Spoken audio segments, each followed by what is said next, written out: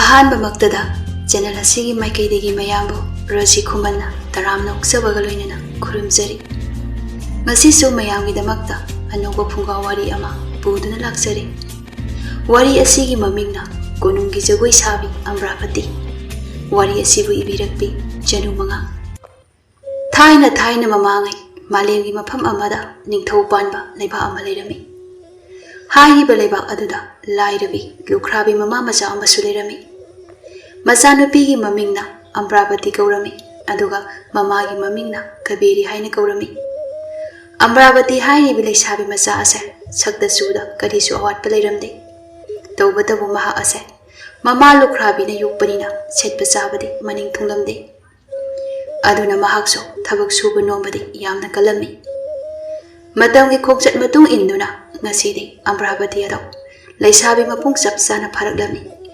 ꯑꯗꯨꯅ ꯃꯍꯥꯛꯁꯨ ꯑꯄꯥꯝ ꯅꯨꯡꯁꯤꯒꯤ ꯏꯍꯨꯜ ꯐꯥꯎꯔꯛꯇꯨꯅ ꯃꯈꯣꯏꯗꯒꯤ ꯈꯔ ꯆꯠꯂꯒ ꯂꯩꯕ ꯅꯨꯄꯥ ꯑꯃꯒ ꯅꯨꯡꯁꯤꯅꯖꯈꯤ꯫ ꯅꯨꯄꯥ ꯑꯁꯤꯒꯤ ꯃꯃꯤꯡ ꯇꯦꯜꯍꯩꯕ ꯍꯥꯏꯅ ꯀꯧꯔꯝꯃꯤ꯫ ꯇꯦꯜꯍꯩꯕꯒꯤ ꯏꯃꯨꯡꯁꯨ ꯌꯥꯝꯅ ꯋꯥꯔꯝꯃꯤ, ꯑꯗꯨꯒ ꯇꯦꯜꯍꯩꯕꯁꯨ ꯊꯕꯛ ꯁꯨꯕ ꯅꯣꯝꯕ ꯌꯥꯝꯅ ꯀꯜꯂꯤ꯫ ꯃꯗꯥꯎ ꯌꯥꯗꯕꯒꯤ ꯍꯧꯖꯤꯛ ꯐꯥꯎꯕ ꯅꯨꯡꯉꯥꯏꯌꯨ ꯌꯥꯗꯅ ꯂꯩꯔꯛꯈꯤꯕꯅꯤ꯫ ꯃꯍꯥꯛꯅ ꯇꯧꯗꯕ ꯊꯕꯛ ꯑꯃꯠꯇ ꯂꯩꯇ꯭ꯔꯦ ꯍꯥꯏꯕ ꯌꯥꯏ꯫ ꯑꯗꯨꯒ ꯇꯦꯜꯍꯩꯕꯅꯁꯨ ꯊꯕꯛ ꯑꯃꯇꯪ ꯇꯧꯕ ꯃꯇꯝꯗ ꯑꯝꯕ꯭ꯔꯥꯕꯇꯤꯗ ꯍꯥꯟꯅ ꯍꯥꯏꯔꯝꯂꯒ ꯂꯣꯏꯅ ꯇꯧꯏ꯫ ꯀꯔꯤꯒꯨꯝꯕ ꯇꯦꯜꯍꯩꯕꯅ ꯁꯦꯜ ꯊꯨꯝꯒꯤ ꯑꯋꯥꯠꯄ ꯂꯩꯔꯛꯄ ꯃꯇꯝꯗꯁꯨ ꯑꯝꯕ꯭ꯔꯥꯕꯇꯤꯅ ꯃꯥꯒꯤ ꯑꯔꯩꯕ ꯄꯨꯊꯣꯛꯇꯨꯅ ꯃꯇꯦꯡ ꯌꯥꯝꯅ ꯄꯥꯡꯂꯝꯃꯤ꯫ ꯑꯗꯨꯒ ꯃꯥꯅ ꯇꯦꯜꯍꯩꯕꯒꯤ ꯃꯇꯦꯡ ꯄꯥꯡꯅꯕ ꯍꯣꯠꯅꯕꯗ ꯑꯍꯤꯡ ꯀꯌꯥ ꯇꯨꯝꯗꯅ ꯂꯪ ꯃꯣꯏꯊꯥꯞ ꯅꯥꯏꯔꯒ ꯃꯗꯨ ꯑꯃꯨꯛ ꯁꯥꯗꯨꯅ ꯌꯥꯝ ꯋꯥꯅ ꯍꯣꯠꯅꯖꯈꯤ꯫ ꯑꯁꯨꯝꯅ ꯑꯅꯤ ꯑꯗꯣ ꯑꯔꯩ ꯂꯩꯇ ꯇꯥꯊꯣꯛ ꯇꯥꯁꯤꯟ ꯇꯧꯗꯨꯅ ꯂꯥꯛꯄꯅ ꯆꯍꯤ 3ꯗꯤ ꯍꯧꯖꯤꯟꯈꯤꯔꯝꯃꯤ꯫ ꯅꯣꯡꯃꯒꯤ ꯅꯨꯃꯤꯠ ꯑꯃꯗ ꯑꯝꯕ꯭ꯔꯥꯕꯇꯤ ꯑꯗꯣ ꯃꯈꯣꯏꯒꯤ ꯃꯅꯤꯡꯗ ꯍꯧꯔꯤꯕ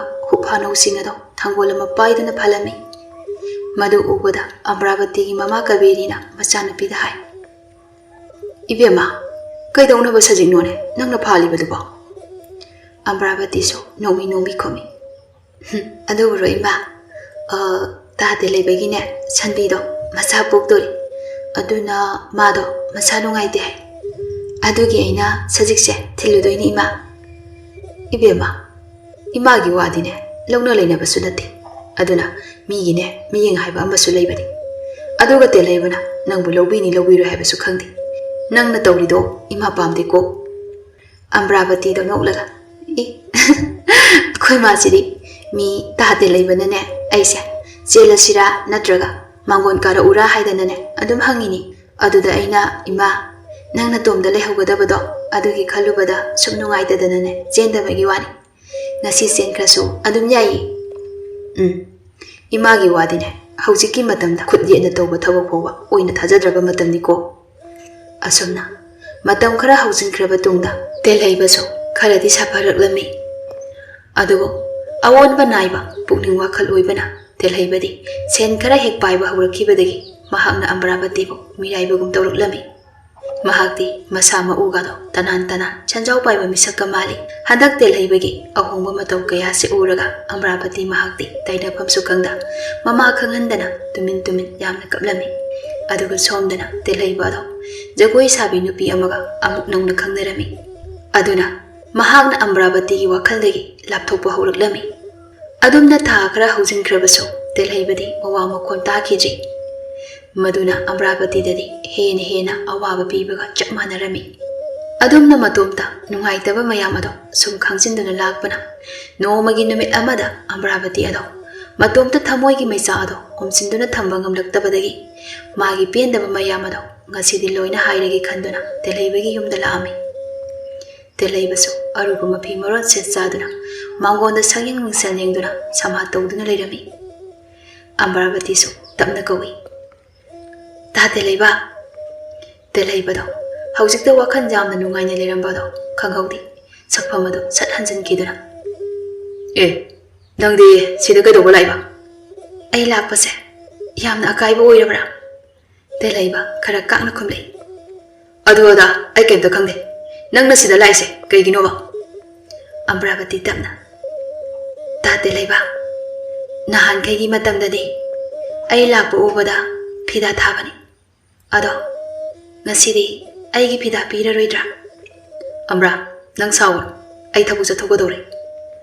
"ꯍꯣꯏ, ꯊꯕꯛꯄꯨꯗꯤ ꯌꯥꯝꯅ ꯆꯤꯟꯕꯤꯔꯝꯒꯅꯤ ꯑꯗꯨꯕꯨ ꯑꯩꯉꯣꯟꯗ ꯈꯛꯇ ꯆꯤꯟꯕ ꯊꯕꯛ ꯅꯠꯇ꯭ꯔꯥ ꯇꯦꯂꯩꯕ ꯁꯥꯎꯔꯝꯅ ꯀꯩꯅꯣ ꯍꯥ ꯀꯩꯅꯣꯕ ꯅꯪꯅ ꯍꯥꯏꯗꯣ ꯅꯪ ꯍꯜꯂꯣ ꯑꯩ ꯊꯦꯡꯉꯤ ꯍꯟꯗꯛꯇꯤ ꯑꯃꯔꯥꯕꯇꯤ ꯑꯗꯣ ꯄꯦꯟꯗꯅ ꯍꯥꯏꯔꯛꯏ ꯑꯣ ꯑꯁꯨꯝꯅ ꯇꯧꯅꯕ ꯑꯣꯏꯔꯦꯀꯣ ꯅꯨꯄꯥ ꯑꯣꯏꯕ ꯅꯣꯏꯒꯤ ꯄꯨꯛꯆꯦꯜꯁꯦ ꯍꯧꯈꯤꯕ ꯃꯇꯝ ꯀꯌꯥꯗ ꯑꯩꯅ ꯅꯪꯒꯤꯗꯃꯛꯇ ꯋꯥꯖꯈꯤꯕ ꯈꯟꯖꯈꯤꯕꯁꯤꯡꯗꯣ ꯅꯪꯗꯤ ꯂꯣꯏꯅ ꯀꯥꯎꯈ꯭ꯔꯦ ꯑꯗꯨꯗꯤ ꯅꯪꯒꯤꯁꯦ ꯑꯩꯉꯣꯟꯗ ꯅꯪꯒꯤ ꯂꯃꯟ ꯊꯧꯕ ꯂꯥꯛꯏꯔꯥ ꯍꯥ ꯂꯥꯛꯏꯔꯕ ꯇꯦꯂꯩꯕ ꯑꯩꯁꯦ ꯂꯃꯟ ꯊꯧꯕ ꯂꯥꯛꯄ ꯅꯠꯇꯦ ꯇꯠꯈꯤꯒꯗꯧꯔꯕ ꯅꯪ ꯑꯩꯒꯤ ꯅꯨꯡꯁꯤꯒꯤ ꯂꯪꯂꯥꯁꯦ ꯇꯠꯍꯟꯅꯤꯡꯗꯕꯗꯒꯤ ꯏꯀꯥꯏ ꯈꯪꯗꯕꯤ ꯁꯥꯗꯨꯅ ꯃꯐꯝ ꯑꯁꯤꯗ ꯂꯥꯛꯈꯤꯕꯅꯤ ꯇꯦꯂꯩꯕꯗꯣ ꯇꯥꯅꯤꯡꯗꯕ ꯃꯇꯧ ꯎꯠꯇꯨꯅ ꯉꯁꯤꯅ ꯉꯁꯤ ꯑꯣꯏꯔꯦ ꯃꯇꯨꯡꯗꯗꯤ ꯃꯔꯝ ꯂꯩꯇꯅ ꯂꯥꯛꯀꯅꯨ ꯀꯩꯅꯣ ꯅꯪꯅ ꯍꯥꯏꯗꯨꯕꯣ ꯅꯨꯡꯁꯤꯕ ꯑꯃꯅ ꯅꯨꯡꯁꯤꯕ ꯑꯃꯕꯨ ꯎꯅꯤꯡꯕꯒꯤ ꯋꯥꯔꯤ ꯁꯥꯟꯅꯕ ꯂꯥꯛꯄꯁꯦ ꯃꯔꯝ ꯂꯩꯇ꯭ꯔꯗꯤ ꯌꯥꯗꯕ꯭ꯔꯥ ꯅꯪꯒ ꯑꯩꯒꯅꯦ ꯍꯥꯟꯅ ꯈꯪꯅꯔꯝꯃꯤ ꯑꯗꯣ ꯍꯧꯖꯤꯛꯇꯤ ꯈꯪꯅꯗ꯭ꯔꯦ ꯑꯗꯨꯒ ꯑꯃꯅ ꯃꯇꯝ ꯑꯃꯗ ꯅꯪꯅ ꯑꯩꯉꯣꯟꯗ ꯄꯥꯡꯂꯛꯈꯤꯕ ꯃꯇꯦꯡ ꯑꯗꯣ ꯉꯁꯤꯗꯤ ꯑꯩꯅ ꯑꯃꯨꯛ ꯁꯤꯡꯂꯒꯦ ꯋꯥꯗꯣ ꯍꯥꯏꯗꯨꯅ ꯇꯦꯂꯩꯕ ꯏꯃꯨꯡꯗ ꯄ꯭ꯔꯞ ꯄ꯭ꯔꯞ ꯆꯪꯈꯤꯗꯨꯅ ꯁꯦꯟ ꯈꯔ ꯄꯨꯗꯨꯅ ꯊꯣꯛꯂꯛꯏ ꯑꯗꯨꯒ ꯑꯃꯔꯥꯕꯇꯤꯒꯤ ꯃꯃꯥꯏ ꯑꯗꯨꯗ ꯂꯥꯛꯇꯅ ꯂꯪꯁꯤꯜꯂꯒ ꯍꯥꯏꯔꯛꯏ ꯂꯧꯔꯣ ꯅꯪꯅ ꯄꯥꯡꯕꯤꯈꯤꯕ ꯁꯦꯜꯁꯤꯡ ꯑꯗꯣ ꯑꯩꯅ ꯑꯃꯨꯛ ꯄꯤꯔꯕꯅꯤ ꯁꯤ ꯅꯠꯇ꯭ꯔꯥ ꯅꯪꯅ ꯂꯧꯕ ꯂꯥꯛꯏꯁꯦ ꯍꯟꯗꯛꯇꯤ ꯑꯃꯔꯥꯕꯇꯤ ꯑꯗꯣ ꯌꯥꯝꯅ ꯁꯥꯎꯅ ꯇꯦꯂꯩꯕꯒꯤ ꯃꯅꯥꯛꯇ ꯆꯪꯁꯤꯜꯂꯛꯇꯨꯅ ꯃꯃꯥꯏꯗꯨꯗ ꯈꯨꯄꯥꯛꯅ ꯁꯦꯠ ꯊꯥꯗꯨꯅ ꯍꯥꯏ ꯑꯗꯨꯛ ꯆꯥꯎꯈꯠꯇꯕ ꯑꯗꯨ ꯄꯨꯛꯆꯦꯜ ꯄꯤꯛꯄ ꯈꯔ ꯅꯨꯡꯉꯥꯏ ꯌꯩꯐꯔꯛꯂꯦ ꯍꯥꯏꯗꯨꯅ ꯃꯤꯒꯤ ꯇꯧꯕꯤꯃꯜ ꯃꯁꯛ ꯈꯪꯗꯕ ꯅꯪꯒꯤ ꯑꯁꯤꯒꯨꯝꯕ ꯁꯦꯜ ꯑꯁꯦ ꯑꯩꯅ ꯂꯧꯒꯗꯕ ꯅꯠꯇꯦ ꯅꯪꯗꯤ ꯅꯁꯥꯒꯤꯇ ꯈꯟꯕ ꯑꯣꯏꯖꯕ ꯊꯤꯕ ꯃꯤꯅꯤ ꯇꯦꯂꯩꯕꯁꯨ ꯍꯟꯗꯦ ꯑꯗꯨꯗꯤ ꯅꯪ ꯆꯠꯂꯣ ꯅꯁꯛꯇꯣ ꯌꯦꯡꯅꯤꯡꯗꯦ ꯅꯠꯇꯦ ꯅꯪꯕꯨ ꯂꯩꯁꯥꯕꯤ ꯑꯃꯅꯤ ꯍꯥꯏꯗꯅ ꯇꯧꯔꯤꯕꯗꯨꯕꯨ ꯀꯩꯅꯣꯕ ꯏꯃꯣꯠ ꯃꯣꯠꯂꯗꯅ ꯐꯤꯖꯦꯠ ꯐꯤꯒꯥꯏ ꯍꯦꯛ ꯁꯦꯠꯂꯗꯅ ꯆꯠꯂꯣ ꯌꯥꯝ ꯊꯨꯅ ꯆꯠꯂꯣ ꯇꯦꯂꯩꯕꯅ ꯁꯥꯎꯔꯛꯄ ꯑꯗꯨꯗ ꯑꯃꯔꯥꯕꯇꯤ ꯑꯗꯣ ꯇꯞꯊꯔꯒ ꯇꯦꯂꯩꯕ ꯅꯪ ꯁꯥꯎꯈꯤꯅꯣ ꯑꯩ ꯂꯥꯜꯂꯦ ꯑꯩ ꯂꯥꯜꯂꯦꯕ ꯅꯪ ꯁꯥꯎꯔꯅꯨ ꯇꯦꯂꯩꯕ ꯃꯥꯁꯨ ꯑꯣꯟꯒꯦ ꯈꯟꯅ ꯑꯣꯟꯈꯤꯕ ꯄꯨꯛꯆꯦꯜ ꯑꯣꯏꯕꯅ ꯑꯃꯔꯥꯕꯇꯤꯒꯤ ꯃꯤꯠꯂꯨꯗꯒꯤ ꯇꯥꯔꯛꯂꯤꯕ ꯄꯤꯔꯥꯡꯒꯤ ꯃꯃꯜ ꯑꯗꯨ ꯈꯪꯕꯤꯗꯅ ꯍꯥꯏꯐꯦꯠ ꯏꯟꯊꯣꯛꯂꯝꯂꯒ ꯃꯥꯗꯤ ꯊꯣꯡꯒꯥꯜ ꯇꯝꯅ ꯊꯣꯛꯈ꯭ꯔꯤ ꯑꯃꯔꯥꯕꯇꯤꯁꯨ ꯀꯞꯇꯨꯅ ꯇꯦꯂꯩꯕꯕꯨ ꯇꯥꯟꯅꯔꯛꯏ ꯑꯗꯨꯕꯨ ꯇꯦꯂꯩꯕꯗꯤ ꯍꯟꯅ ꯐꯥꯎꯕ ꯌꯦꯡꯂꯝꯗ ꯑꯗꯨꯃꯛ ꯆꯠꯈ꯭ꯔꯦ ꯑꯃꯔꯥꯕꯇꯤꯁꯨ ꯇꯦꯂꯩꯕꯅ ꯆꯠꯈꯤꯕ ꯃꯥꯏꯀꯩ ꯑꯗꯨ ꯌꯦꯡꯂꯒ ꯀꯞꯇꯨꯅ ꯂꯩꯍꯧꯔꯤ ꯅꯨꯃꯤꯗꯥꯡꯒꯤ ꯃꯇꯝꯅꯤ ꯑꯃꯔꯥꯕꯇꯤ ꯑꯗꯣ ꯆꯥꯛ ꯊꯣꯡꯅ ꯃꯤꯠꯂꯨꯗꯒꯤ ꯄꯤꯔꯥꯡꯁꯨ ꯂꯦꯞꯄ ꯂꯩꯇ ꯇꯥꯔꯛꯂꯤ ꯃꯆꯥꯅꯨꯄꯤꯅ ꯅꯨꯡꯁꯨꯛ ꯅꯨꯡꯖꯥꯅꯗꯨꯅ ꯂꯩꯕꯗꯨ ꯎꯔꯒ ꯃꯃꯥꯅ ꯍꯪꯉꯤ ꯏꯕꯦꯝꯃ ꯀꯩꯗꯧꯔꯒꯦ ꯏꯆꯥꯕꯣ ꯍꯛꯆꯥꯡ ꯅꯨꯡꯉꯥꯏꯇꯕ꯭ꯔꯣ ꯑꯃꯔꯥꯕꯇꯤꯁꯨ ꯃꯄꯤ ꯑꯗꯣ ꯁꯠ ꯁꯠ ꯇꯩꯊꯣꯛꯂꯒ ꯏꯃꯥ ꯀꯩꯁꯨ ꯇꯧꯗꯦ ꯀꯣꯛꯁꯦ ꯆꯤꯛꯄꯗꯧꯅ ꯇꯧꯏ ꯑꯗꯨꯒꯤꯅꯤ ꯑꯣ ꯑꯗꯨꯗꯤ ꯆꯥꯛꯇꯣ ꯏꯃꯥ ꯊꯣꯡꯂꯒꯦ ꯏꯆꯥ ꯄꯣꯊꯥꯔꯨꯔꯣ ꯌꯥꯅꯤ ꯏꯃꯥ ꯑꯣꯏꯅ ꯄꯣꯊꯥꯔꯒ ꯂꯩꯌꯨ ꯑꯁꯣꯝꯅ ꯅꯨꯃꯤꯗꯥꯡꯒꯤ ꯆꯥꯛ ꯑꯗꯣ ꯆꯥꯔꯕ ꯃꯇꯨꯡ ꯃꯃꯥ ꯃꯆꯥ ꯑꯗꯣ ꯇꯨꯝꯕ ꯆꯪꯂꯝꯃꯤ ꯑꯗꯨꯕꯨ ꯑꯃꯔꯥꯕꯇꯤꯗꯤ ꯇꯨꯝꯕ ꯌꯥꯗ꯭ꯔꯤ ꯍꯧꯈꯤꯕ ꯃꯇꯝ ꯀꯌꯥꯗ ꯇꯦꯂꯩꯕ ꯃꯈꯣꯏ ꯑꯅꯤꯅ ꯁꯥꯟꯅꯈꯤꯕ ꯅꯨꯡꯁꯤ ꯋꯥꯔꯤ ꯃꯌꯥꯝ ꯑꯗꯣ ꯅꯤꯡꯁꯤꯡꯂꯒ ꯃꯇꯣꯝꯇ ꯈꯪꯐꯝ ꯈꯪꯗ ꯈꯣꯟꯖꯦꯜ ꯊꯣꯛꯇꯅ ꯀꯞꯂꯤ ꯑꯗꯨꯒ ꯋꯥꯈꯜꯗ ꯍꯥꯏꯖꯩ ꯇꯦꯂꯩꯕ ꯅꯪꯒꯤ ꯊꯃꯣꯏꯁꯦ ꯑꯁꯨꯛ ꯊꯤꯅ ꯀꯜꯂꯝꯒꯅꯤ ꯍꯥꯏꯕꯗꯤ ꯑꯩꯅ ꯈꯜꯂꯨꯗꯕꯅꯤ ꯑꯗꯨꯕꯨ ꯅꯪꯗꯤ ꯑꯩꯕꯨ ꯇꯁꯦꯡꯅ ꯃꯤꯔꯥꯏꯕꯤꯔꯦ ꯑꯁꯣꯝꯅ ꯑꯍꯤꯡ kaya Amravati ado kaptuna len kirami. Madugi madu ikan kanadana. Noma Amravati hoina leiriba kul aduda lebak adugi ningthogi masanupi Rajkumari rada ado. Kul asida koiba lakani haiduna lampak amada miyam thokduna Rajkumari adubu okpegi thauram ama pangthoklami.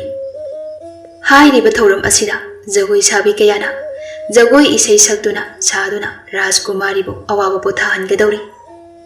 Asumna nungthengi matam oiraklabada Rajkumari ado kul aduda yawrokli. Mahangna hek yawrokpaga leiriba miyam aduna harau harau oklaga jagoi isai gi thauram ado hokirami. Matam aduda sakta suda awat palaitrabi nupi amakak ningthiraba pizat setuna jagoi saba thuklakami. Nupi ado hek ubaga telhaibasu khubaka du khurami aduga thawai tani yengjerami. Aduga Amravati su mamaga loinana jagoi yengbala ami. Mahangna su uribani telhaibana leiribadu. Asumna jagoi ado haukraba matu sabal loiraga jagoi saribi nupi ado amuk thuklakami. Aduga Amravati gi mamana su masanupida telhaiba ada leiri haina makhut tinduna taklami.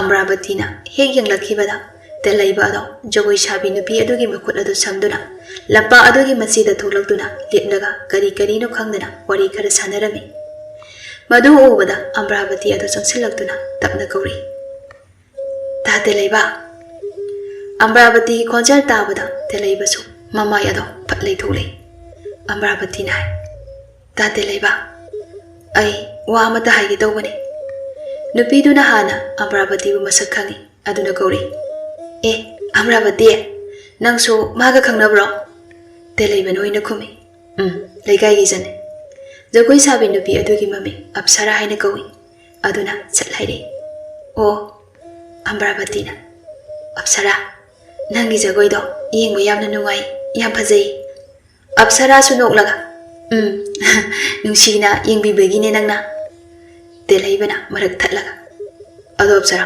lo thinbiram lagi Amravati na ta telaiba aisu nangoda wa ma haige tawbani apsara na Amra hayo ai tomta dum yumda dum hankragi telaiba yani apsara magi wase kona haisano nang hana thilagi telaiba gi wa ado apsara na yadaduna mama tomta mayumda hankre maduda telaiba na sauna haire Amra kaino nangna pamise ai ge pamade nangni hena khanglamgani ai khangde nayumda halo ta telaiba aise nangna nungsiba sufau faudra aidi nangi asiguma na tawase uningdi telaiba do amuke hena sauna he tawraga nungsiba nang nungsiba do yawdabadi hingba yadabra hoi ai nangbu nungsiba nina nang yawdana hingba ngamloi hadati telaiba do Amrada thina chei Lishabi ni kaini mi asu yamna tinkraba mirak asida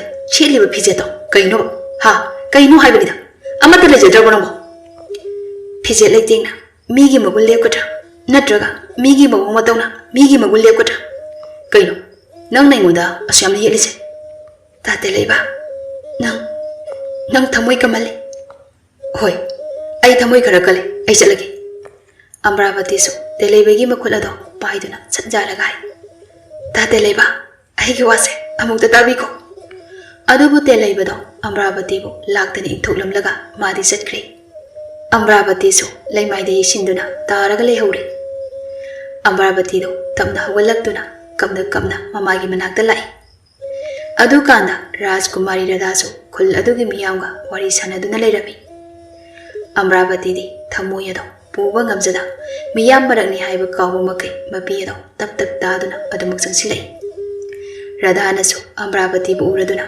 tamna kawduna haire sakmaleng manabi sumali ita haina kawjagi ita kaidobo yawbagi kamliba dubo maman ibema isa kaidorage Amravati ima nasagi laibakse onthongna sutuli da ko ima Radhana ita aduboba maramdo hayo ita mama nasu masanu piase telaibaga saundaramgani haiba khangladuna wado mayek sengna haibadi yadabanina wa thaidoktuna hairi Rajkumari bema isanu piase mapasu nauna kainaki aduna setba sabasu maning tungdi khangdri isanu piase nungaiba phangdana loikhragadra Radhana ima adugidi kemte khanganu wado haiduna Radha do Amravati do onsinduna ita ngasidagi aigi ita sanbi oirasi ibani ko nungda jalasi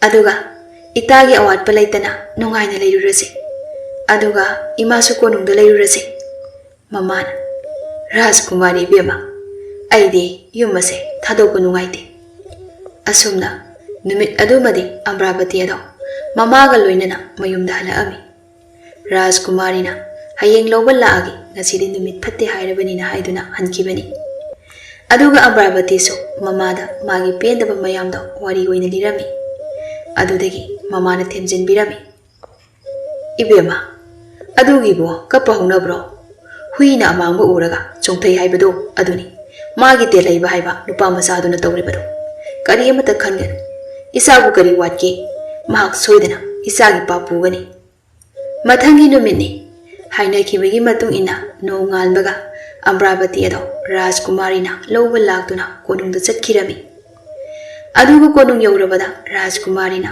ꯋꯥꯔꯤ ꯄꯨꯝꯕ ꯍꯪꯖꯔꯝꯃꯤ꯫ ꯃꯇꯝ ꯑꯗꯨꯗ ꯑꯝꯕꯔꯥꯕꯇꯤꯁꯨ ꯃꯥꯅ ꯀꯞꯄꯒꯤ ꯃꯔꯝ ꯑꯗꯨ ꯂꯣꯏꯅ ꯂꯤꯔꯝꯃꯤ꯫ ꯑꯗꯨꯅ ꯔꯥꯖꯀꯨꯃꯥꯔꯤꯅ ꯍꯥꯏꯔꯛꯏ, "ꯏꯇꯥ, ꯑꯗꯨꯒꯤꯕꯨ ꯀꯔꯤꯒꯤ ꯀꯞꯀꯅꯤ? ꯏꯇꯥꯁꯨ ꯃꯁꯛ ꯅꯥꯏꯕ ꯃꯤ ꯑꯃ ꯑꯣꯏꯅꯕ ꯀꯟꯅ ꯍꯣꯠꯅꯔꯒ ꯂꯣꯏꯔꯤ." ꯑꯁꯨꯝꯅ ꯔꯥꯖꯀꯨꯃꯥꯔꯤꯅ ꯑꯝꯕꯔꯥꯕꯇꯤꯕꯨ ꯖꯒꯣꯏ ꯏꯁꯩ ꯇꯝꯍꯜꯂꯝꯃꯤ꯫ ꯑꯝꯕꯔꯥꯕꯇꯤꯁꯨ ꯍꯥꯟꯅꯗꯒꯤ ꯃꯁꯛ ꯃꯇꯧ ꯐꯖꯕꯅꯤꯅ ꯍꯧꯖꯤꯛꯇꯤ ꯀꯣꯅꯨꯡ ꯃꯅꯨꯡꯗ ꯂꯩꯈ꯭ꯔꯕꯗ ꯍꯦꯟꯅ ꯃꯁꯛ ꯃꯆꯨ ꯊꯣꯛꯂꯝꯃꯤ꯫ ꯑꯗꯨꯒ ꯔꯥꯖꯀꯨꯃꯥꯔꯤꯒꯤ ꯃꯕꯨꯡ ꯔꯥꯖꯀꯨꯃꯥꯔ ꯑꯃꯁꯨ ꯂꯩꯔꯝꯃꯤ꯫ ꯔꯥꯖꯀꯨꯃꯥꯔ ꯑꯗꯨꯅ ꯃꯆꯟꯅꯨꯄꯤ ꯔꯥꯙꯥꯕꯨ ꯌꯥꯝꯅ ꯂꯨꯅ ꯇꯧꯖꯩ꯫ ꯃꯁꯤꯅ ꯃꯔꯝ ꯑꯣꯏꯔꯒ ꯔꯥꯖꯀꯨꯃꯥꯔꯅꯁꯨ ꯑꯝꯕꯔꯥꯕꯇꯤꯕꯨ ꯌꯥꯝꯅ ꯂꯨꯅ ꯇꯧꯕꯤꯔꯝꯃꯤ꯫ ꯑꯁꯨꯝꯅ ꯃꯇꯝꯗꯤ ꯁꯨꯝ ꯍꯧꯖꯤꯟꯈꯤꯗꯨꯅ ꯉꯁꯤꯗꯤ ꯑꯝꯕꯔꯥꯕꯇꯤ ꯑꯗꯣ ꯃꯤꯌꯥꯝꯅ ꯁꯛꯈꯪꯅꯔꯕꯤ ꯖꯒꯣꯏ ꯁꯥꯕꯤ ꯍꯥꯏꯕꯗꯣ ꯑꯣꯏꯔꯛꯇꯨꯅ ꯇꯦꯜꯍꯩꯕꯒ ꯈꯪꯅꯔꯤꯕꯤ ꯑꯞꯁꯔꯥꯗꯒꯤ ꯍꯦꯟꯅ ꯑꯐꯥꯎꯕꯤ ꯖꯒꯣꯏ ꯁꯥꯕꯤ ꯅꯨꯄꯤ ꯑꯃ ꯑꯣꯏꯔꯛꯂꯝꯃꯤ꯫ ꯑꯗꯨꯒ ꯁꯣꯝꯗꯅ ꯇꯦꯜꯍꯩꯕ ꯑꯗꯣ ꯑꯞꯁꯔꯥꯗ ꯊꯥꯗꯕ ꯌꯥꯕ ꯁꯦꯟ ꯊꯥꯗꯔꯝꯃꯤ꯫ ꯑꯗꯨꯕꯨ ꯑꯞꯁꯔꯥꯁꯨ ꯖꯒꯣꯏ ꯁꯥꯕꯤ ꯑꯐꯥꯎꯕꯤ ꯃꯤꯌꯥꯝꯅ ꯁꯛꯈꯪꯅꯕꯤꯅꯤꯅ ꯇꯦꯜꯍꯩꯕꯗꯒꯤ ꯍꯦꯟꯅ ꯃꯇꯤꯛ ꯃꯒꯨꯟ ꯂꯩꯕ ꯅꯨꯄꯥ ꯀꯌꯥꯅ ꯀꯣꯏꯇꯥꯟ ꯇꯥꯟꯅꯔꯤꯕꯅꯤ꯫ ꯑꯗꯨꯅ ꯃꯥꯒꯤ ꯃꯐꯝꯗꯗꯤ ꯇꯦꯜꯍꯩꯕ ꯑꯁꯦ ꯑꯃꯨꯛ ꯃꯤ ꯑꯣꯏꯅ ꯊꯥꯕ ꯅꯠꯇꯦ꯫ ꯑꯗꯨꯅ ꯇꯦꯜꯍꯩꯕꯕꯨ ꯍꯨꯟꯗꯣꯛꯂꯝꯂꯒ ꯑꯇꯣꯞꯄ ꯅꯨꯄꯥꯗ ꯆꯦꯟꯈꯤꯔꯝꯃꯤ꯫ ꯑꯞꯁꯔꯥ ꯆꯦꯟꯈ꯭ꯔꯦ ꯍꯥꯏꯕꯒꯤ ꯄꯥꯎ ꯇꯥꯕꯗ ꯇꯦꯜꯍꯩꯕ ꯑꯗꯣ ꯇꯧꯐꯝ ꯈꯪꯗ ꯇꯥꯏꯅꯐꯝꯁꯨ ꯈꯪꯗꯅ ꯃꯇꯣꯝꯇ ꯌꯥꯝꯅ ꯀꯞꯂꯝꯃꯤ꯫ ꯑꯗꯨꯒ ꯀꯣꯅꯨꯡꯗꯅ ꯑꯝꯕꯔꯥꯕꯇꯤ ꯑꯗꯣ ꯔꯥꯖꯀꯨꯃꯥꯔꯤ ꯔꯥꯙꯥꯒ ꯂꯣꯏꯅꯅ ꯅꯨꯡꯉꯥꯏꯅ ꯂꯩꯔꯝꯃꯤ꯫ ꯑꯁꯨꯝꯅ ꯀꯣꯅꯨꯡꯗ ꯁꯨꯝ ꯂꯩꯔꯛꯄꯅ ꯃꯇꯝꯗꯤ ꯍꯧꯈꯤꯕ ꯈꯪꯍꯧꯗꯦ꯫ ꯑꯗꯨꯒ ꯁꯣꯝꯗꯅ ꯇꯦꯜꯍꯩꯕ ꯑꯗꯣ ꯑꯞꯁꯔꯥꯅ ꯃꯥꯕꯨ ꯂꯥꯏꯅ ꯁꯥꯟꯅꯔꯒ ꯊꯝꯂꯝꯕ ꯑꯁꯤꯗ ꯃꯁꯥ ꯑꯗꯣ ꯌꯥꯝ ꯈꯣꯏꯔꯥꯡ ꯈꯣꯏꯁꯥꯎꯅꯗꯨꯅ ꯅꯣꯡꯃ ꯅꯨꯃꯤꯗꯥꯡꯒꯤ ꯃꯇꯝ ꯑꯃꯗ ꯇꯦꯜꯍꯩꯕ ꯑꯗꯣ ꯑꯁꯥꯎꯕ ꯁꯛꯇꯝ ꯑꯃꯒ ꯂꯣꯏꯅꯅ ꯑꯞꯁꯔꯥꯒꯤ ꯌꯨꯝꯗ ꯂꯥꯛꯑꯝꯃꯤ꯫ ꯑꯗꯨꯒ ꯁꯨꯃꯥꯡꯗꯨꯗ ꯂꯦꯞꯂꯒ ꯀꯧꯏ, "ꯑꯞꯁꯔꯥ! ꯑꯞꯁꯔꯥ!" ꯑꯞꯁꯔꯥꯁꯨ ꯇꯥꯔꯗꯨꯅ ꯃꯥꯕꯨ ꯅꯨꯃꯤꯗꯥꯡ ꯑꯁꯤꯗ ꯂꯥꯛꯇꯨꯅ ꯀꯧꯔꯤꯕ ꯅꯨꯄꯥ ꯑꯁꯦ ꯀꯅꯥꯅꯣ ꯍꯥꯏꯅ ꯌꯦꯡꯕ ꯊꯣꯛꯂꯛꯑꯝꯃꯤ꯫ ꯑꯗꯨꯕꯨ ꯇꯦꯜꯍꯩꯕ ꯑꯣꯏꯔꯝꯕꯗꯨꯗ ꯍꯥꯏꯔꯛꯏ, "ꯑꯣ, ꯅꯪ ꯑꯣꯏꯔꯦ꯫ ꯅꯪꯗꯤ ꯁꯤꯗ ꯀꯩꯗꯧꯕ ꯂꯥꯛꯏꯕ?" ꯇꯦꯜꯍꯩꯕꯅ, "ꯑꯗꯨꯛ ꯅꯝꯊꯥꯛ ꯍꯩꯕ?" ꯑꯞꯁꯔꯥꯗꯣ ꯎꯁꯤꯠꯇꯅ ꯅꯣꯛꯂꯒ ꯍꯥꯏꯔꯛꯏ, ꯃꯇꯝꯅ ꯌꯥꯗꯗꯨꯅ ꯑꯩ ꯅꯐꯝꯗ ꯅꯝꯊꯥꯛ ꯈꯔ ꯇꯧꯖꯈ꯭ꯔꯦ, ꯃꯗꯨꯒꯤꯗꯃꯛꯇ ꯉꯥꯛꯄꯤꯒꯅꯤ꯫ ꯑꯗꯨꯒ ꯋꯥꯐꯝ ꯑꯃꯅ, ꯀꯅꯥꯒꯨꯝꯕꯤ ꯅꯨꯄꯤ ꯑꯃꯅ ꯃꯁꯥꯒꯤ ꯑꯣꯏꯖꯕ ꯊꯥꯗꯣꯛꯇꯨꯅ ꯅꯪꯕꯨ ꯅꯨꯡꯁꯤꯕꯒꯤꯗꯃꯛꯇ ꯋꯥꯖꯈꯤꯕ ꯈꯟꯖꯈꯤꯕ ꯃꯌꯥꯝ ꯑꯗꯣ ꯅꯪꯅ ꯀꯔꯤꯁꯨ ꯃꯃꯜ ꯂꯩꯇꯅ ꯑꯍꯦꯟꯕ ꯀꯅꯥ ꯑꯃ ꯎꯔꯒ ꯃꯍꯥꯛꯄꯨ ꯃꯤꯔꯥꯏꯔꯨꯕꯒꯤ ꯃꯍꯩꯅꯤ ꯑꯩꯅꯁꯨ ꯅꯪꯕꯨ ꯃꯤꯔꯥꯏꯔꯝꯂꯤꯕꯗꯣ." ꯇꯦꯜꯍꯩꯕꯅ, "ꯋꯥ ꯊꯩꯗꯣꯛꯀꯅꯨ." ꯑꯞꯁꯔꯥ, "ꯑꯩꯒꯤꯁꯦ ꯋꯥ ꯊꯩꯗꯣꯛꯄ ꯅꯠꯇꯦ꯫ ꯅꯪꯅꯗꯤ ꯈꯜꯂꯤ ꯑꯝꯕꯔꯥꯕꯇꯤ ꯏꯕꯥꯅꯤ ꯄꯥꯎ ꯐꯥꯎꯅꯗꯦ ꯍꯥꯏꯅ꯫ ꯑꯗꯨꯕꯨ ꯑꯝꯕꯔꯥꯕꯇꯤ ꯏꯕꯥꯅꯤꯗꯤ ꯄꯥꯎ ꯑꯗꯨꯝ ꯐꯥꯎꯅꯩ꯫ ꯃꯥ ꯍꯧꯖꯤꯛ ꯃꯌꯨꯝꯗ ꯂꯩꯇꯦ, ꯅꯤꯡꯊꯧꯒꯤ ꯀꯣꯅꯨꯡꯗ ꯂꯩ ꯍꯥꯏꯕꯁꯨ ꯑꯩꯅ ꯈꯪꯏ꯫ ꯔꯥꯖꯀꯨꯃꯥꯔꯤ ꯂꯥꯛꯄ ꯅꯨꯃꯤꯠ ꯑꯗꯨꯗ ꯃꯥꯅ ꯅꯉꯣꯟꯗ ꯋꯥ ꯑꯃ ꯍꯥꯏꯒꯦ ꯍꯥꯏꯅ ꯍꯥꯏꯈꯤꯕꯗꯣ ꯑꯩꯁꯨ ꯃꯤꯑꯣꯏꯕ ꯑꯣꯏꯕꯅꯤꯅ ꯑꯗꯨꯝ ꯈꯪꯏ꯫ ꯑꯗꯨꯅ ꯅꯣꯡꯉꯥꯜꯂꯒ ꯑꯩꯅ ꯆꯠꯂꯨꯕ ꯃꯇꯝꯗ ꯃꯍꯥꯛꯇꯤ ꯀꯣꯅꯨꯡꯗ ꯆꯠꯀꯗꯕꯒꯤ ꯂꯣꯏꯁꯤꯟꯗꯨꯅ ꯂꯩꯔꯝꯃꯤ꯫ ꯃꯗꯨꯗ ꯏꯕꯥꯅꯤ ꯋꯥꯔꯤ ꯄꯨꯝꯕ ꯂꯣꯏꯅ ꯁꯥꯟꯅꯩ." ꯇꯦꯜꯍꯩꯕ, "ꯑꯗꯨꯗꯤ ꯅꯣꯏ ꯑꯅꯤ ꯃꯥꯟꯅꯔꯒ ꯑꯩꯕꯨ ꯅꯝꯊꯥꯛ ꯇꯧꯕꯅꯤ." ꯑꯞꯁꯔꯥꯗꯨ ꯑꯃꯨꯛꯁꯨ ꯅꯣꯛꯂꯒ, "ꯋꯥꯗꯣ ꯇꯞꯅ ꯍꯥꯏꯕꯤꯌꯨ꯫ ꯅꯝꯊꯥꯛ ꯇꯧꯔꯤꯁꯦ ꯃꯥꯁꯨ ꯑꯩꯁꯨ ꯑꯃꯠꯇ ꯅꯠꯇꯦ, ꯅꯪꯅꯤ꯫ ꯑꯝꯕꯔꯥꯕꯇꯤꯅ ꯅꯪꯕꯨ ꯑꯗꯨꯛ ꯌꯥꯝꯅ ꯅꯨꯡꯁꯤꯖꯔꯒ ꯅꯪꯅ ꯑꯩꯒꯤ ꯏꯁꯛ ꯏꯇꯧ ꯐꯖꯕ ꯑꯁꯦ ꯑꯃꯗꯤ ꯃꯤꯌꯥꯝ ꯃꯔꯛ ꯇꯤꯟꯕ ꯑꯐꯥꯎꯕꯤ ꯃꯤꯑꯣꯏ ꯑꯃ ꯑꯣꯏꯕꯁꯤꯗ ꯃꯤꯍꯧꯗꯨꯅ ꯆꯝꯖꯔꯕꯤ ꯃꯥꯕꯨ ꯃꯤꯔꯥꯏꯈꯤꯕ ꯅꯠꯇ꯭ꯔꯥ? ꯑꯗꯨꯅ ꯑꯩꯅ ꯅꯪꯒꯤ ꯄꯨꯛꯆꯦꯜ ꯑꯁꯦ ꯃꯌꯦꯛ ꯁꯦꯡꯅ ꯈꯪꯏ꯫ ꯅꯪꯗꯤ ꯑꯁꯦꯡꯕ ꯅꯨꯡꯁꯤꯕꯕꯨ ꯃꯁꯛ ꯈꯪꯗꯕ ꯑꯣꯏꯖꯕꯗ ꯉꯥꯎꯕ ꯃꯤꯅꯤ꯫ ꯑꯇꯩꯒꯤ ꯄꯥꯞ ꯄꯨꯗ꯭ꯔꯕꯁꯨ ꯅꯪ ꯑꯝꯕꯔꯥꯕꯇꯤꯒꯤ ꯄꯥꯞꯇꯤ ꯁꯣꯏꯗꯅ ꯄꯨꯒꯅꯤ." ꯇꯦꯜꯍꯩꯕ, "ꯐꯩ, ꯅꯣꯏꯒꯤ ꯅꯊꯛꯇ ꯑꯩꯅ ꯀꯩꯗꯧꯔꯛꯀꯦ ꯍꯥꯏꯕꯗꯣ ꯌꯦꯡꯉꯨ." ꯑꯁꯨꯝꯅ ꯇꯦꯜꯍꯩꯕ ꯑꯗꯣ ꯆꯠꯈ꯭ꯔꯦ꯫ ꯁꯣꯝꯗꯅ ꯑꯝꯕꯔꯥꯕꯇꯤꯒꯤ ꯃꯃꯥ ꯑꯗꯣ ꯃꯁꯥ ꯌꯥꯝ ꯀꯟꯅ ꯉꯝꯂꯛꯇ꯭ꯔꯤ꯫ ꯑꯗꯨꯅ ꯃꯈꯣꯏꯒꯤ ꯂꯩꯀꯥꯏꯗ ꯂꯩꯕ ꯑꯉꯥꯡ ꯑꯃꯗ ꯇꯦꯜꯍꯩꯕꯕꯨ ꯃꯥꯒꯤ ꯃꯅꯥꯛꯇ ꯂꯥꯛꯅꯕ ꯄꯥꯎ ꯍꯥꯏꯔꯝꯃꯤ꯫ ꯃꯔꯝꯗꯤ ꯅꯤꯡꯊꯧꯒꯤ ꯀꯣꯅꯨꯡꯗ ꯆꯠꯇꯨꯅ ꯃꯆꯥꯅꯨꯄꯤꯗ ꯃꯥ ꯅꯥꯔꯦ ꯍꯥꯏꯕꯒꯤ ꯄꯥꯎ ꯑꯁꯦ ꯇꯝꯕꯤꯌꯨ ꯍꯥꯏꯒꯦ ꯈꯟꯕꯒꯤ꯫ ꯑꯗꯨꯕꯨ ꯇꯦꯜꯍꯩꯕꯗꯤ ꯅꯣꯡꯃꯇꯁꯨ ꯂꯥꯛꯈꯤꯗ꯭ꯔꯤ꯫ ꯑꯗꯨꯒ ꯑꯝꯕꯔꯥꯕꯇꯤꯒꯤ ꯃꯃꯥꯁꯨ ꯃꯁꯥ ꯑꯗꯣ ꯆꯅꯥ ꯅꯥꯕ ꯍꯥꯏꯕꯗꯨ ꯑꯣꯏꯗꯨꯅ ꯁꯛꯐꯝꯗꯤ ꯅꯣꯡꯃ ꯅꯣꯡꯃꯒꯤ ꯑꯁꯨꯝ ꯀꯥꯏꯔꯛꯂꯝꯃꯤ꯫ ꯁꯣꯝꯗꯗꯤ ꯑꯝꯕꯔꯥꯕꯇꯤ ꯑꯗꯣ ꯃꯃꯥ ꯅꯥꯔꯦ ꯍꯥꯏꯕ ꯈꯪꯕ ꯅꯠꯇꯦ, ꯃꯥꯁꯨ ꯍꯧꯖꯤꯛ ꯍꯩꯔꯤꯕ ꯖꯒꯣꯏꯒꯤ ꯈꯨꯊꯦꯛ ꯑꯗꯨꯗꯒꯤ ꯑꯃꯨꯛꯀ ꯍꯦꯟꯅ ꯍꯩꯅꯅꯕ ꯌꯥꯝꯅ ꯀꯟꯅ ꯍꯣꯠꯅꯖꯔꯤ꯫ ꯅꯨꯃꯤꯠ ꯈꯔꯅꯤꯒꯤ ꯃꯇꯨꯡꯅꯤ ꯀꯣꯅꯨꯡꯗ ꯔꯥꯖꯀꯨꯃꯥꯔꯤ ꯑꯃꯗꯤ ꯑꯝꯕꯔꯥꯕꯇꯤ ꯑꯅꯤ ꯑꯗꯣ ꯂꯩꯀꯣꯜ ꯑꯃꯗ ꯐꯝꯗꯨꯅ ꯋꯥꯔꯤ ꯁꯥꯟꯅꯔꯝꯃꯤ꯫ "ꯑꯝꯕ꯭ꯔꯥ, ꯑꯩꯗꯤ ꯈꯔ ꯂꯩꯔꯒ ꯏꯄꯥ ꯅꯤꯡꯊꯧꯅ ꯔꯥꯖꯀꯨꯃꯥꯔ ꯑꯃꯗ ꯊꯥꯖꯔꯅꯤ ꯍꯥꯏꯔꯤ꯫ ibani amuk lapnarani ko. Rajkumari, ai toina toina laki. Tanja asida Rajkumar su chaklei. Amravati ado maru lukthaduna leptuna leiri. Rajkumarna Ibungirada ngasidi leibak asigi mafam kharada koirusi. Ibo ngasidi Amravati na moida chalusi hai. O adudi sum koithok poina chalurasi. Ado ipaning thauna yarakadreibo. Yanabado aina hairagi. Wado haiduna Rajkumar ado Amravati do onsinduna hangi. Horen jumda chatlaga kaidoruge haino. Rajkumar imasu udaba kuiri adugini. Ado hayengi mathangde konungda tunga balebaktagi aigi imanaba Rajkumar khara lakani. Makoina nangi jagoi yengi hai. Hayengde jagoi orayuko. Phagani Rajkumar. Asumna haina kibagi matung ina Amravati ga loinana Rajkumar amadi Rajkumari hoido manai masen kaya ga laami.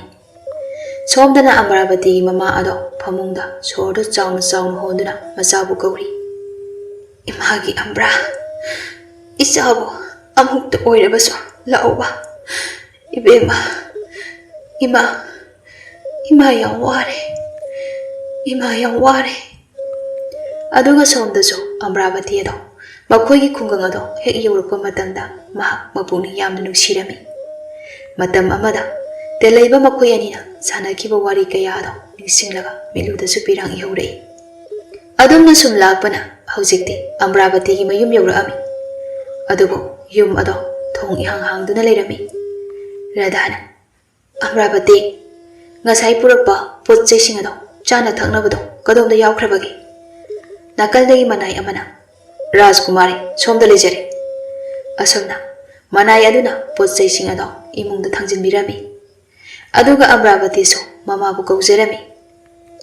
Ima ai lae ima.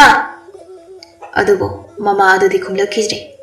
Amravati na Rajkumar ita Rajkumari ai ima do imungda leibra haiduna amukta yenglukigi. Asi hairamlaga changlai. Aduga mama gi kada hana changduni yengi. Matam aduda Amravati gi mama ado mitpham ga do taraga mayadagi iso khara othokpagum tawduna phamung aduda longna hiplaga leirami. Amravati ado madu obada yam pakhatna sinsinduna mama bu konkhatlaga kawi. Ima se ai lae ima. Amravati na mama bu khonjal hauna kaurukpa aduda Radha amadi poirei su changlai. Amravati su Kapalepti. Ima nasana ko buse amuk to khumlo ima se amuk to khumlo ima kaigino nangna tumina salami se ima ai gale awai bano ima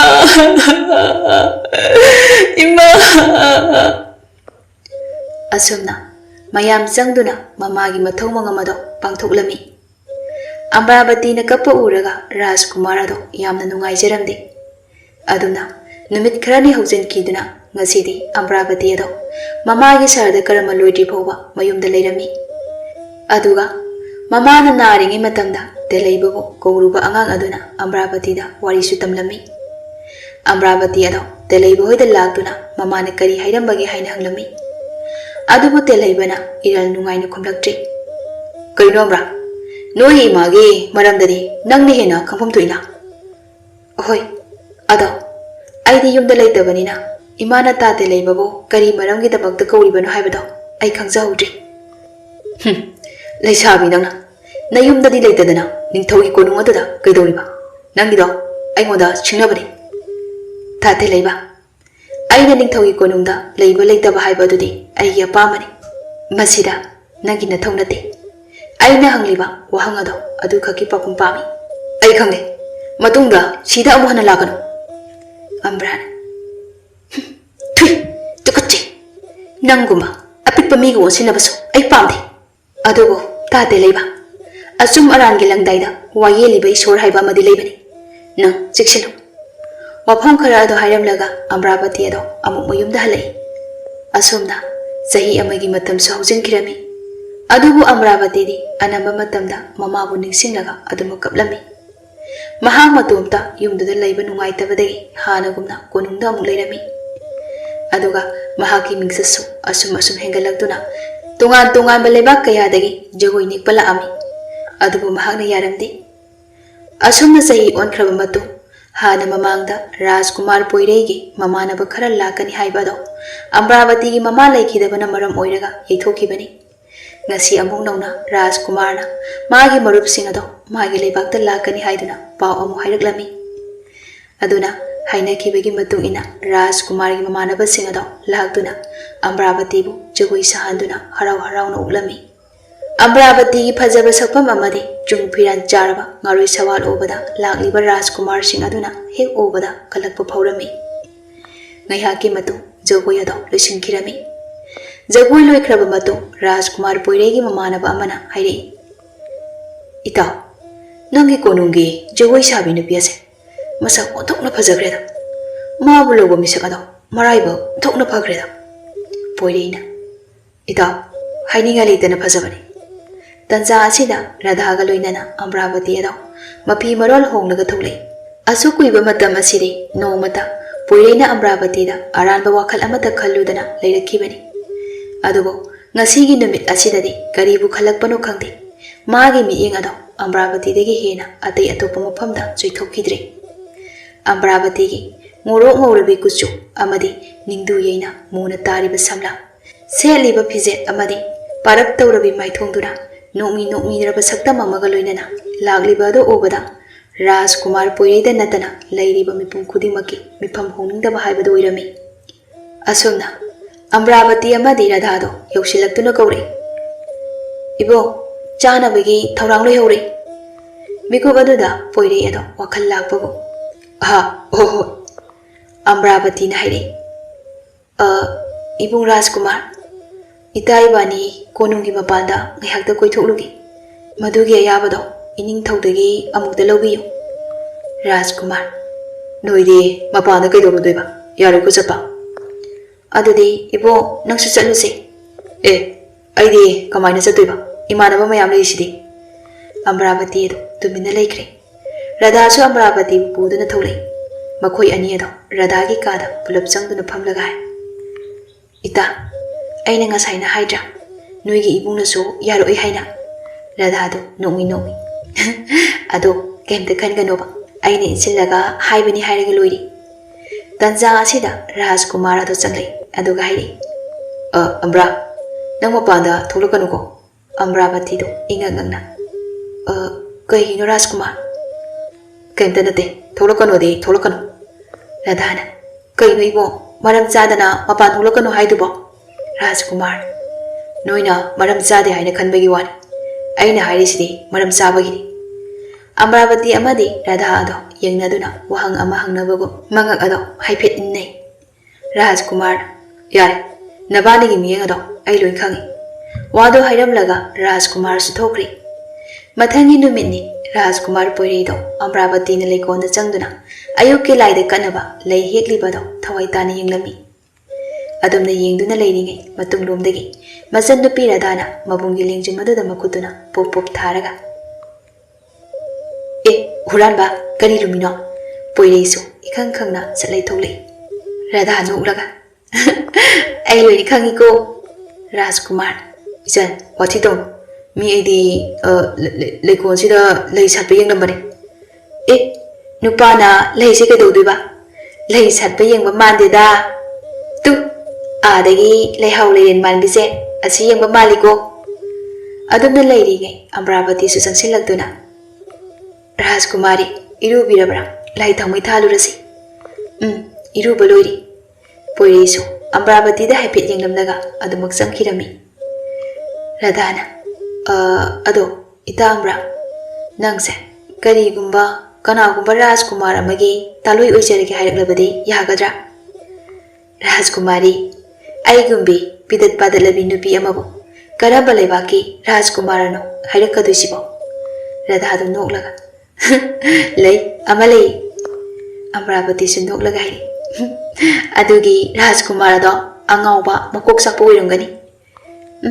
Hauji aina haira adi ita nang konungdagi haudana chenkhi haini do Amravati sunok ada dai asumna numit ado haujinkri aduga nakal amarom dana kamdauri telaiba do apsarana mabu yamna usilamdaba aduda wakhaldo nungaitabadagi mahak haujikti sel tangani haibaga loina kaupri aduna thabak mana amata sudana wakhalado mangduna leirami masanu pana mangduna leibado ubada mama sakhina hai ibungo isabu kaidori haibano kaishu tawdedema ado ima wa ma hai kai wanu ima haukiba oirabasune Amravati do amu hanjinaro imana ne chatuna mabu ima oina ba hairuragi ima madugi wado ai ngamlo he kari ngamloi dori bano haukiba matam kayada mana nangi nating pangkiba kayado nangbu kawrabro ima pumna ma oiduna so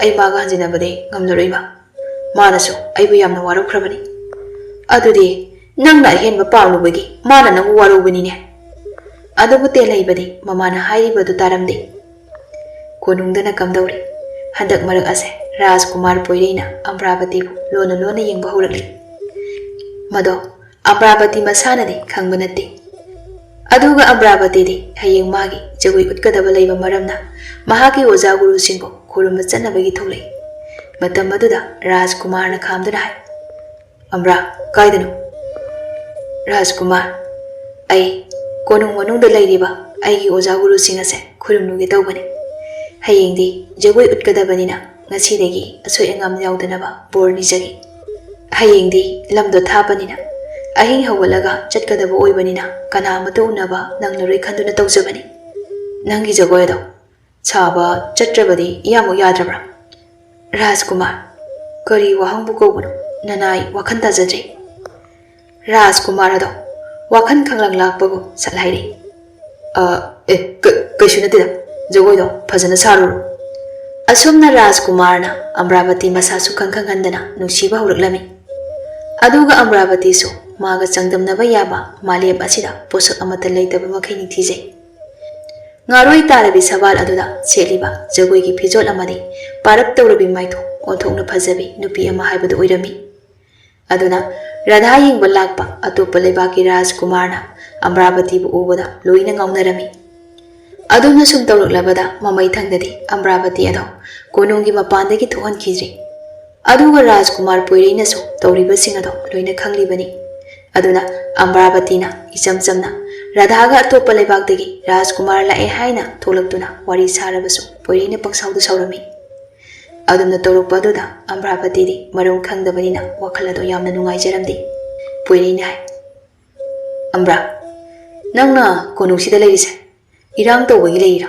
natraga jagoi sabagi leira Amravati ado kemta khumde asumna nongmagi numit amada mapa ningthona machanupi Radha da hairami ipagi ibema Radha karamna tawribasini Radhana ipa ningthaw kari tawba yaurabagi mapana tongan ba leibaki Rajkumar na nangbu pami haidre aikhoigi konungi jagoi sabi mayam laktagi khwaidagi phajabi Amravati bu pami haina hairare kamdongni sidi adudi ipa ningthaw nacha wafam amata hangajagi hai isana kari hainingbro ipa ningthaw aigi ibung Rajkumar na Amravati bu khanjabani mahangna aigi ibung luhongkhrabadi atopa leibaki Rajkumar na nacha bu soidana pami haibasu yaurakani ipa ibungo mapa ningthawna adubu ibema ipanade nangi nabungase atopa leibakdagi kanagumbi Rajkumari amabu hainaduna thamlibanida tanza aduda poirei masamuk sakchillaktuna mapa ningthawda khurumduna haijai ipa ibungo nachana khurumjare